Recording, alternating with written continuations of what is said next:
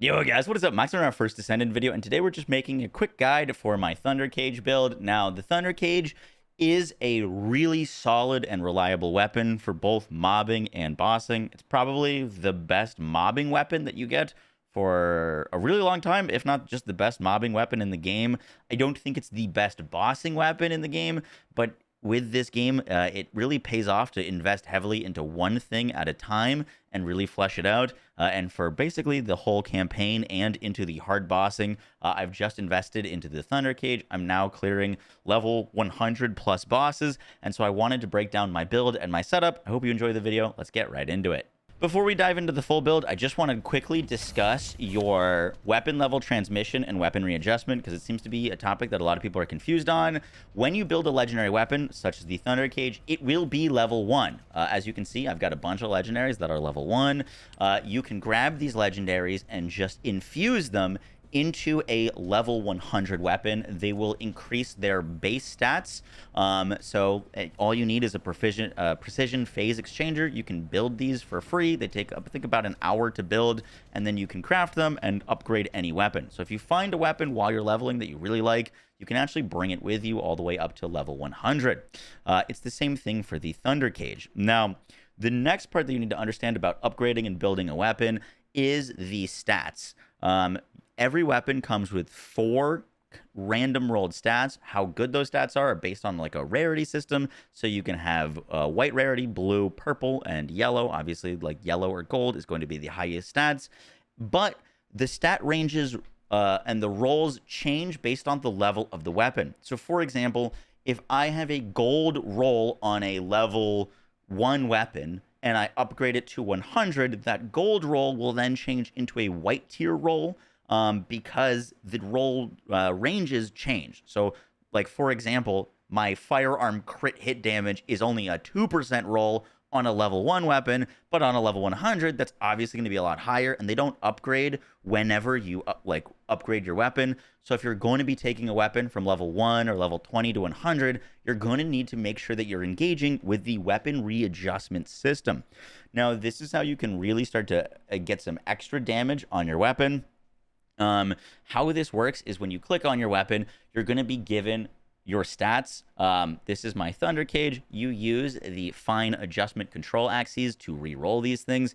And the way it works is I recommend, if you level up your weapon, just random re-roll everything. So it'll update. You can see all of the roll ranges on the side to see if you got like a good roll of something that you care for. But the like really crazy thing about this is if you really wanted to get a super min-maxed weapon, for example, fire attack I think is great. Bonus firearm attack versus Colossus is solid. Firearm crit rate is fantastic as well.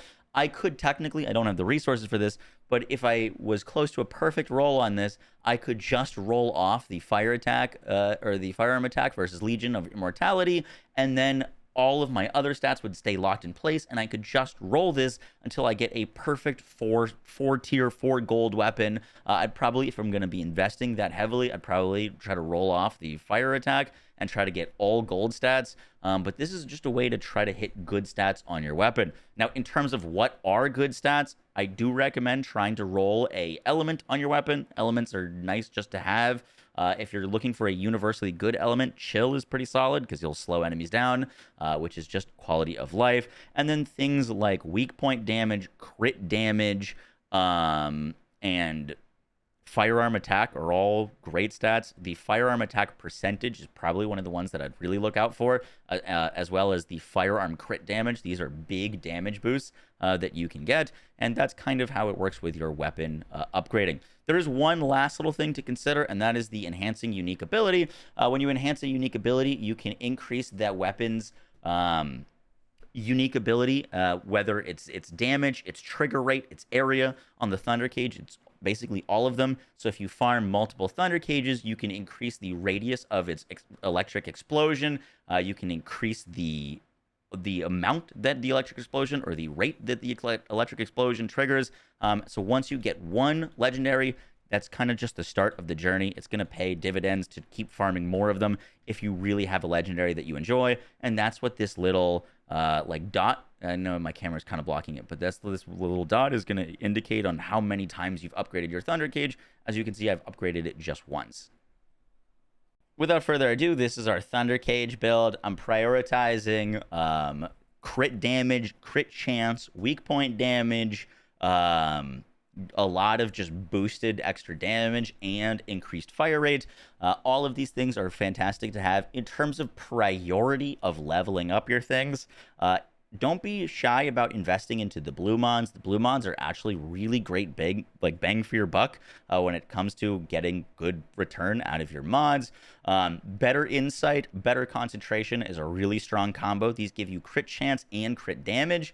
These are fantastic. Rifling reinforcement gives you increased damage as well. I'm using rifling reinforcement plus action and reaction for tons of increased firearm attack damage. This is why we're at over 86% increased damage on our gun. And then for like a little bit of utility, we've got consume magazines for 25% faster reload time. This is a big damage increase. And then also I've got weak point insight for a little bit of weak point damage and firearm critical hit rate. In terms of like the priorities of investing, I would definitely try to invest into the rifle reinforcement, better insight, better concentration, and action and reaction first. And then fire rate up, consume magazines, and weak point insight are going to be things that you focus on later. Mine is upgraded, and I do have a like forma on mine, so I can fit more mods. You will not be able to fit all of these mods on your very first start, but focus on the blue mods and maybe action and reaction first, and then get the other things, and you'll be good to go. I do want to mention that while the Thunder Cage is fantastic, it's not the be-all, end-all to weapons. The Tamer is actually one of the highest DPS weapons in the game. It takes a lot more to invest into, but one of the great things about investing into the Thunder Cage early is it comes with polarities. It has a special effect. It's easy to level up and build, and you can use these mons for like leveling and blasting and mobbing. And then the Tamer machine gun, just with 3 mods on right now and no pharma, no capacity up, I'm already at 364,000 DPS on this thing. This thing is a bit of a monster. However, you are going to be a lot slower while using it compared to like a Thunder Cage. So my plan right now is to use my Thunder Cage for mainly mobbing and running around and killing most things, and it killed all of the bosses for me. And then for like super late game, I'll probably be investing pretty heavily into the Tamer machine gun to get some extra boss DPS out. And obviously all of the mods that I invest into my Thunder Cage, I are already leveled and upgraded so that I can just invest into the Tamer as well. So that works out really awesomely.